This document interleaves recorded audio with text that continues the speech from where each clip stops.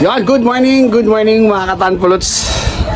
Samahan niyo ulit ako sa panibagong karinderya serye ni Coach A at saka ni Louie L.A. Afable. Again, nandito tayo Santolan, pero yung pinuntahan natin, liblib, looban, no? Ayan, no? Ayan yung looban, ayan yung palabas. At ayan kasama natin si Ate Potpot. Ate Potpot, kaway ka naman. Good morning Yan. po. At subukan natin yung mga paninda nila itong ulam. Actually, wala silang dine-in. Take out lang talaga ng mga ulam. Pero pinilit lang namin si Ate Potpot. Kakain kami dito ni Louie Afable para matikman namin yung pagkain. Okay, stay tuned kayo. Tingnan natin kung ano yung mga makakain natin mamaya.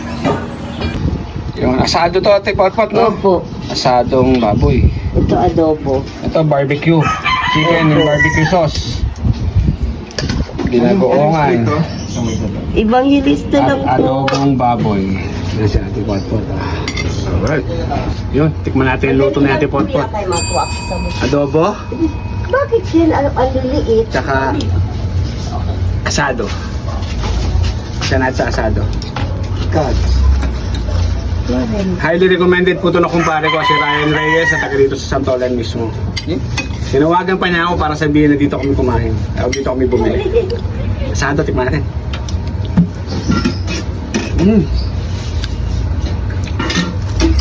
Sarap.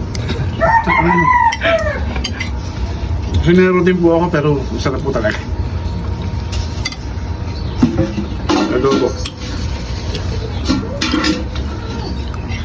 Hindi, tawa. Okay, ubusin na natin ito.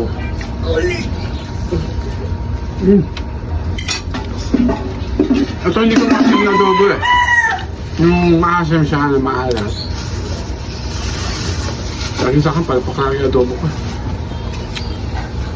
Yun pa, tindahan po natin po. Looban lang po ito dito sa Santolan.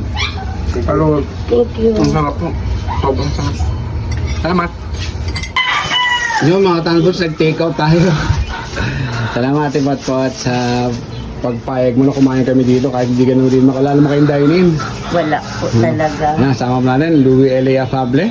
Sarap. Kabarang news pasik. Yung pare ko nag-take out pa. Take out tayo para sa mga aking anghel. Yun. Pot, salamat po. Thank you din po. Salamat. Salamat Thank na you din marami. po.